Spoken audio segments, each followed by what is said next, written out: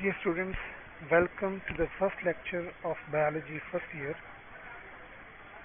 I am Hasnain Sabir from Government Degree College, Gujarat Shahamukhi. Let's start. Biology is derived from two Greek words, bios, which means life, and logos, which means to study, to debate, or to find the reasoning. So, the biologists define the biology as that it is a branch of science which deals with the study of living things. In literature, the biology is defined as the study of life. So, the biologist deals with the living part of the nature and also the non-living things which affect the living things.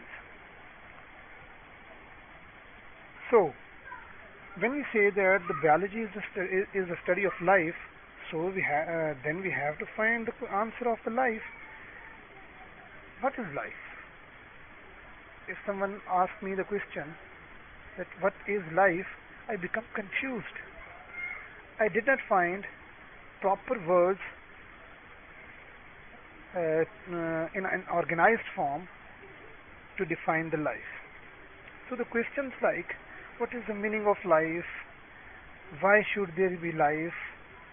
Such type of questions are seem to be out of the range of the biology. So these are left for the philosophers and the theologians. And the biologist works with the matters relating to how life works. So if we know the answer what is the life in the field of biology, then the biologist sets some characteristics for the living organisms which distinguish them from the non-living objects. So what are these characteristics? These characteristics are which we call the characteristics of the living organisms. The living organisms are highly organized and complex entities. They may be unicellular or multicellular. In any case, either they are unicellular or they are multicellular, they are highly organized. They contain genetic program for their characteristics. Yes, of course.